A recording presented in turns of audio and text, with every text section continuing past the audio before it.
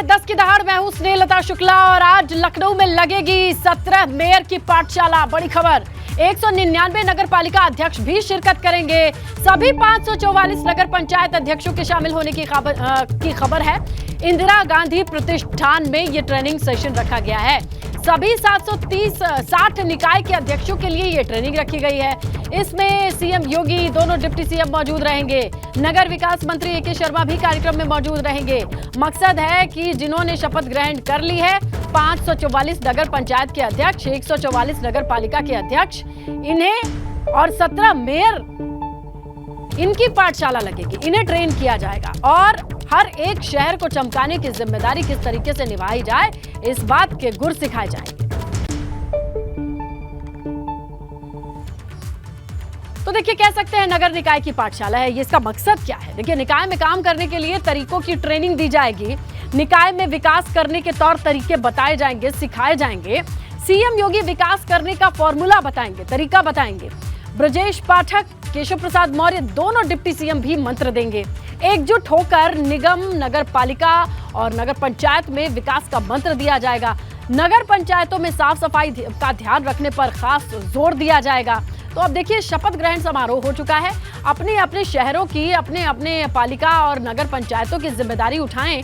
उससे पहले उन्हें समझा दिया जाएगा कि कैसे काम करना है स्मार्ट तरीके से। सीधे लिए चलते हैं आपको लखनऊ। हमारे सहयोगी शैलेश अरोड़ा जुड़ चुके हैं और वो तस्वीरों के साथ आपको डिटेल्स बताएंगे, दिखाएंगे कि किस तरीके से इस बड़े कार्यक्रम का आयोजन किया गया है, क्या क्या सिखाया जाएगा। शैलेश, कुछ अंदर से ये जानकारी है, ट्रेनिंग का कंटेंट क्या रहेगा?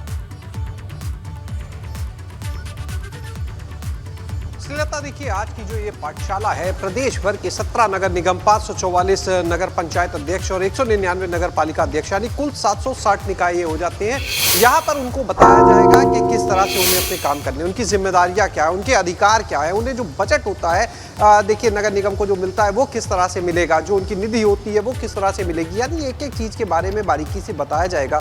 क्योंकि बड़ी संख्या में इसमें वो लोग भी हैं जो पहली बार निर्वाचित होकर आए हैं, जिनको कोई अनुभव नहीं है पहले इस काम का, वो लोग भी इसमें शामिल हैं और उनको एक पूरी ट्रेनिंग दी जाएगी। देखिए, चाहे 17 नगर निगम जो है उन्हें भले भाजपा जीती हो, लेकिन अगर बात की जाए नगर पालिका परिषद के अध्यक्ष की या नगर पंचायत अध्यक्ष की, तो उसमें विपक्षी दलों के लोग, निर्दलीय भी काफ़ी संख्या में जीते हैं और उनको भी इस पाठशाला में आज बुलाया गया है। देखना होगा वो कितनी बड़ी संख्या में पहुंचते हैं। दूसरी तरफ इसके देखिए, कई जो है वो सियासी पहलू भी देखे जा रहे हैं, जिस तरह से विपक्षी यहाँ पर होंगे। उन्हें एक संदेश, सरकार के काम को देखिए, जब सरकार की तरफ से संदेश दिया जाएगा तो सरकार की क्या इच्छाएं वो भी बताई जाएंगी और एक मैसेज भी इसके माध्यम से कहीं ना कहीं विपक्षियों को, जो निर्दलीय जीत कर आए हैं, उनको पहुंचेगा। तो ये एक सियासी पहलू भी इसका देखा जा रहा है। और दूसरी तरफ अगर आप देखें तो कहीं ना कहीं जो सरकार की मंशा है, 1 साल का वक्त रह गया है लोकसभा चुनाव में, और लोकसभा चुनाव के पहले इस 1 साल के दौरान सरकार ये भी दिखाना चाहती है कि किस तरह से इतने कम समय में उसने जितने भी, चाहे नगर निगम हो, चाहे नगर पालिका परिषद हो, चाहे नगर पंचायत हो, वहाँ पर काम करके दिखाया है। तो एक बड़ी उपलब्धि के रूप में भी उसको लेके जाएगी।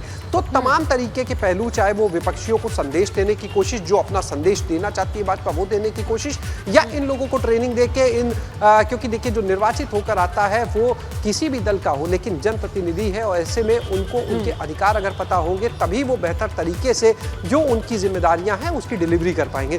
तो वो काम करना, ये सब मिला के आज की ये पाठशाला होगी, जिसमें दोनों डिप्टी सीएम मौजूद रहेंगे।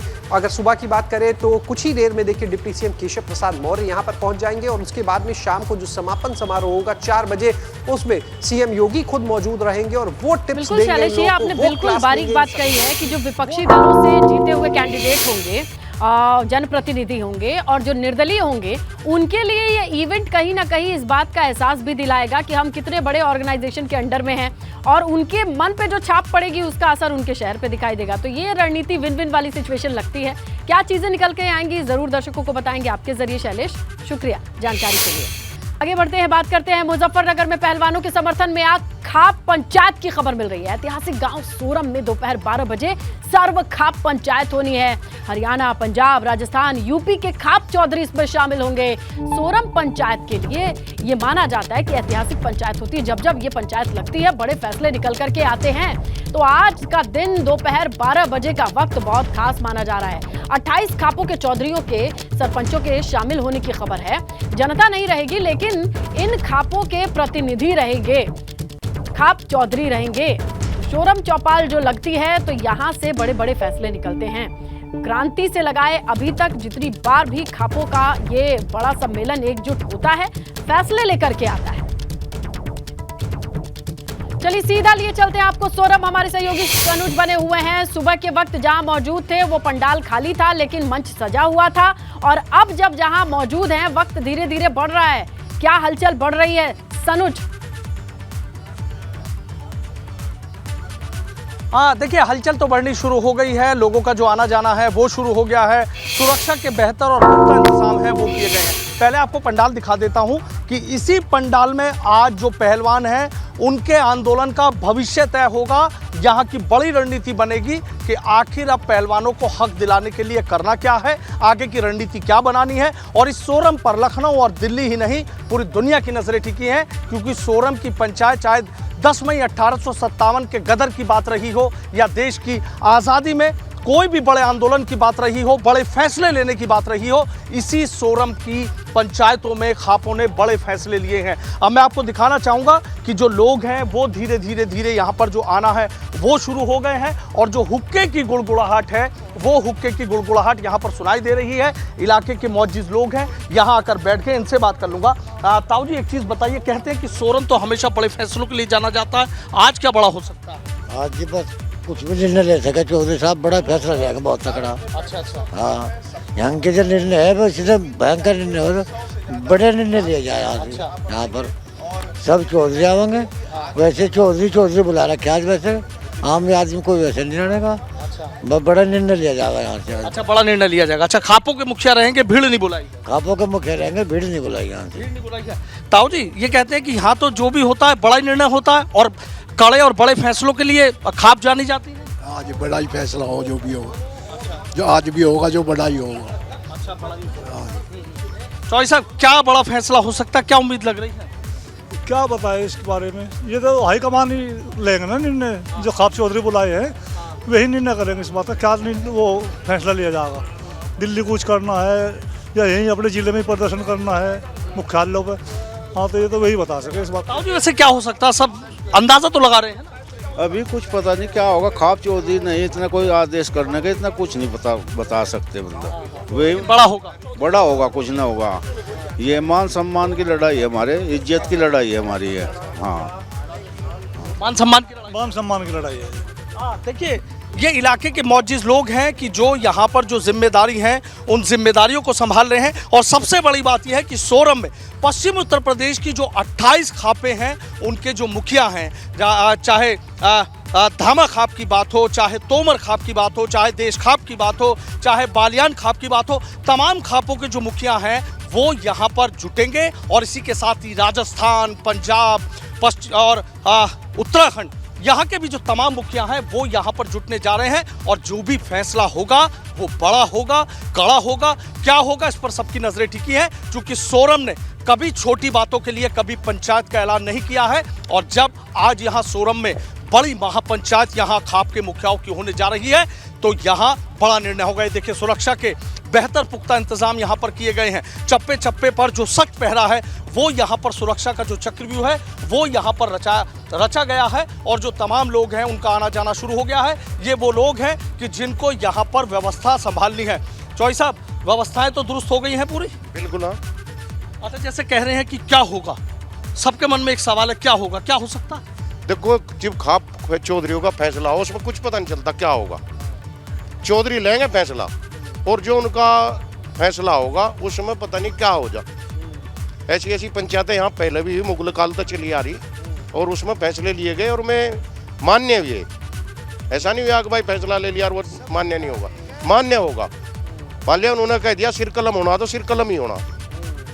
खाप चौधरियों के ऐसे फैसले होते हैं। हाँ जी।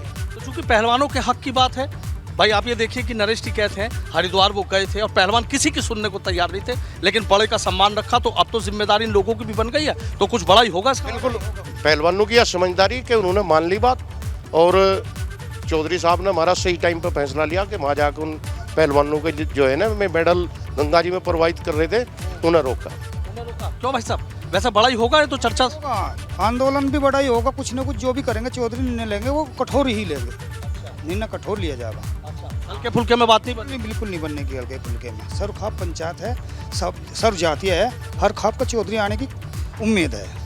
जो भी निर्णय लेंगे वो उस पर हम सब खरे उतरेंगे। अच्छा, उस पर खरे उतरेंगे। तो देखिए, खाप के मुखिया हैं, वो जो भी फैसला ले लेते हैं उसी फैसले को अमल में लाया जाता है और वो फैसला कुछ भी हो सकता है। अभी जैसे कि यहाँ पर कुछ लोग कह रहे थे कि कहीं ऐसा तो नहीं दिल्ली कूच करने के लिए कर दे, कहीं ऐसा तो नहीं कि कहीं पश्चिम उत्तर प्रदेश में एक बड़े आंदोलन की शुरुआत कर दे। तो ये तमाम ऐसी चीजें हैं जिनके सवाल कुछ वक्त बाद मिल जाएंगे, लेकिन लखनऊ और दिल्ली तक हलचल मची हुई है कि खाप के मुखिया पहलवानों के समर्थन में और बीजेपी सांसद ब्रजभूषण शरण सिंह के खिलाफ क्या यहाँ पर जो कड़ा रुख है वो अपना सकते हैं। पहलवानों के समर्थन में क्या बड़ा फैसला और क्या कड़ा फैसला ले सकते हैं, इस पर सबकी नजरें टिकी है। चूंकि सोरम का एक अपना इतिहास है, यहाँ पर बड़ी पंचायतें होती हैं, तमाम खापों के मुखिया, चूंकि देखिए राजस्थान की बात हो, हरियाणा की बात हो, उत्तराखंड की बात हो, उत्तर प्रदेश की बात हो, तमाम ये वो इलाके हैं कि अब आज का दिन कम से कम 12 बजे तक तो नहीं कुछ कह सकते। जैसे वहां के लोग कह रहे हैं कि कुछ भी फैसला ले सकते हैं, ये कोई नहीं जानता है। लेकिन 12 से 1 के बीच में क्या सस्पेंस का ये पिटारा खुलता है, क्या खबर आती है, इस पर निगाहें वाकई लखनऊ से दिल्ली तक सबकी बनी रहेंगी। शुक्रिया सनुज, जैसे तस्वीरें बदलेंगी आपका रुख करेंगे हम। फिलहाल तस्वीरें सोरम से हमारे सहयोगी सनुज दिखा रहे थे। और उधर खबर मिल रही है, बाहुबली विधायक विजय मिश्रा पर आज एक्शन हो सकता है। विजय मिश्रा के भतीजे मनीष मिश्रा की संपत्ति कुर्क हो सकती है। खबर है, गैंगस्टर एक्ट के तहत प्रयागराज में मनीष की संपत्ति कुर्क हो सकती है। भदोही पुलिस प्रयागराज के अल्लापुर इलाके में 3 मंजिला मकान को मार्क करे हुए है, चिन्हित करे हुए है। इसे विजय मिश्रा की बेनामी संपत्ति माना जा रहा है भतीजे के नाम पर, और अब इस पर एक्शन लिया जा सकता है प्रयागराज में। तो भदोही पुलिस आज प्रयागराज में सक्रिय रह सकती है। 3 मंजिला मकान है जो विजय मिश्रा के भतीजे मनीष मिश्रा के नाम पर है, और बताया जा रहा है कि पैसा जो है इसमें विजय मिश्रा का ही है, नाम सिर्फ मनीष का है। ऐसे में ये 3 मंजिला मकान कुर्क हो सकता है, इस पर कार्रवाई हो सकती है। तो बाहुबली विजय मिश्रा की प्रॉपर्टी को कुर्क करने की तैयारी है। तो भदोही से लेके प्रयागराज तक हलचल बढ़ी रहेगी, क्योंकि भदोही पुलिस पहुंचेगी प्रयागराज। वहां पर अल्लापुर इलाके में 3 मंजिला मकान है, कोठी है, उसे चिन्हित किया गया है। उसके कागज, उसके प्रॉपर्टी से रिलेटेड जितने डॉक्यूमेंट है खंगाला गया, तो पाया गया कि नाम भले भतीजे विजय मनीष मिश्रा का हो, पैसा विजय मिश्रा का है।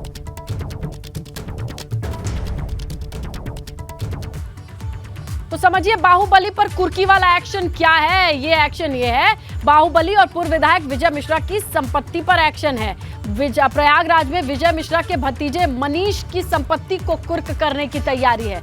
अल्लापुर इलाके में 3 मंजिला मकान है जिसे कुर्क किया जाना है। भदोही जिले में दर्ज गैंगस्टर एक्ट के तहत ये कार्रवाई होगी। भदोही पुलिस की प्रयागराज में कुर्की की ये कार्रवाई है। विजय मिश्रा के भतीजे मनीष मिश्रा के नाम पर यह प्रॉपर्टी है। मनीष मिश्रा के नाम पर विजय मिश्रा की ये बेनामी संपत्ति है। मतलब डॉक्यूमेंट भले ही मनीष के नाम का हो, पैसे का ट्रांजैक्शन नहीं दिखा पाए हैं, मनीष के हवाले से नहीं बल्कि ये विजय मिश्रा का है।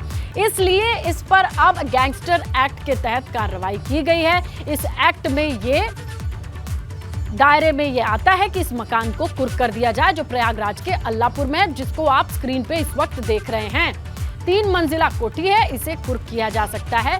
करोड़ों में ये आती है प्रॉपर्टी, और अब इसके कुर्की की तैयारी बताई जा रही है। तो भदोही पुलिस सक्रिय रहने वाली है प्रयागराज में। और यूपी आपदा प्रबंधन प्राधिकरण भवन का आज शिलान्यास होना है। राज्य आपदा प्रबंधन योजना का भी शुभारंभ होगा। एनडीआरएफ, एसडीआरएफ के जवानों और अफसरों का भी सम्मान होना है। सीएम योगी आदित्यनाथ कार्यक्रम में शामिल होंगे। राजस्व मंत्री अनूप प्रधान, वाल्मीकि सरोजनी नगर विधायक राजेश्वर सिंह भी शामिल होंगे। 66 करोड़ की लागत से 1.5 एकड़ में यह भवन बनेगा। तो आपदा से निपटने के लिए जहां रणनीति तैयार होगी, जहां से एजेंडा तैयार होगा, जहां से सेंटर बनेगा, उस भवन का निर्माण होना है। राज्य आपदा प्रबंधन योजना का शुभारंभ होना है। यूपी आपदा प्रबंधन प्राधिकरण का आज भवन कैसा होगा, इसके लिए आधारशिला रखी जाएगी। शिलान्यास का कार्यक्रम है।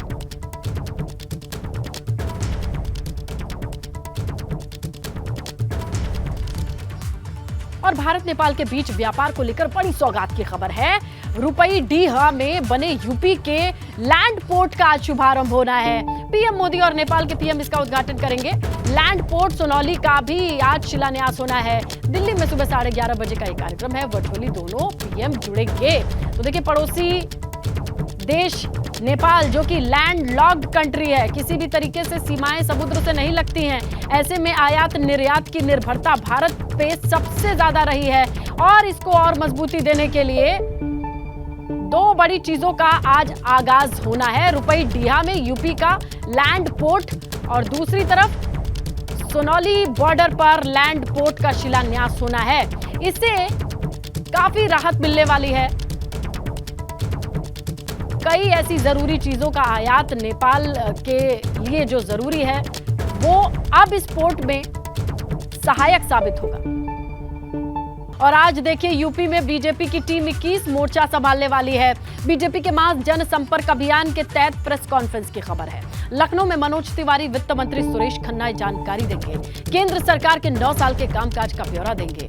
अलग अलग मंत्री सांसद को क्लस्टर का हेड बनाया गया है। 21 क्लस्टर हैं। 21 क्लस्टर की जिम्मेदारी अलग अलग नेताओं के, मंत्रियों के, सांसदों के सर पर दी गई है। उन्हें अपने अपने क्षेत्र में जाकर के इस क्लस्टर मुताबिक जनसभाएं करनी, जनसंपर्क करनी और प्रेस कॉन्फ्रेंस के जरिए केंद्र सरकार के 9 साल के कामकाज का ब्यौरा देना है।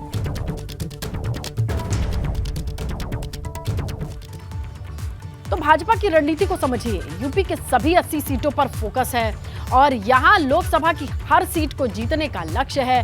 कम वोट से जीती जितनी सीटें हैं उनके लिए स्पेशल स्ट्रैटेजी रहेगी, खास रणनीति रहेगी। उम्मीदवारों के कामकाज और छवि पर नजर रहेगी। हारी हुई जो सीट है उसके लिए नए सिरे से रणनीति बनाई जाएगी। घर घर जाकर के मतदाताओं से संवाद की स्थिति बनने वाली है। हर लोकसभा सीट पर रुकने की योजना है। जीत के लिए मंत्रियों, पदाधिकारियों के सर पर जिम्मेदारी दे दी गई है। दूसरे राज्यों के दिग्गज नेताओं को भी उतार दिया गया है। दलित और ओबीसी साधे रखने की रणनीति बनाई गई है। पसमानदा समाज, खासकर मुस्लिम पसमानदा समाज को सबसे ज्यादा फोकस किया गया है, ये भी खबर मिल रही है। सोशल मीडिया के जरिए जीत की योजना बनाई गई है। ट्रिपल टेस्ट फॉर्मूले से फीडबैक लेने की योजना है। यूपी के कई कैबिनेट मंत्रियों को उतार देने की योजना है। कई पदाधिकारियों को टिकट देने की तैयारी है। तो कुल मिलाकर के 24 की सुगबुगाहट जो है वो अब दफ्तर से बाहर निकल चुकी है बीजेपी खेमे से। दफ्तर के भीतर ये रणनीति, हमेशा बीजेपी का कहना है कि हम अगले चुनाव के लिए तैयार रहते हैं। दफ्तर के भीतर तो कब से चल रही थी ये रणनीति, लेकिन यहाँ पर बीजेपी ने अपने प्लान को डिस्क्लोज कर दिया है, ग्राउंड पर लॉन्च कर दिया है। देवरिया से खबर है, तहसीलदार पर महिला ने यौन शोषण का आरोप लगाया है। शादी का झांसा देकर यौन शोषण का आरोप है। पीड़ित महिला ने पुलिस अधीक्षक और जिलाधिकारी को पत्र लिखा है। आरोपी अभय राज के रुद्रपुर कोतवाली का बताया जा रहा है, जहां से यह मामला दर्ज कराया गया है।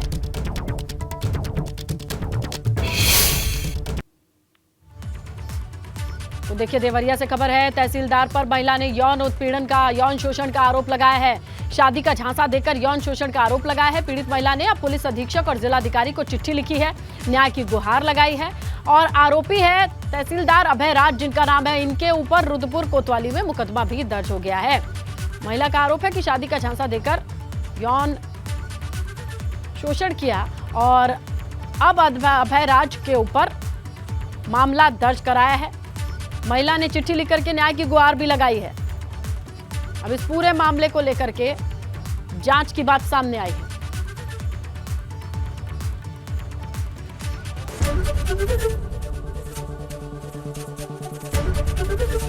एबीपी गंगा, खबर आपकी, जुबान आपकी।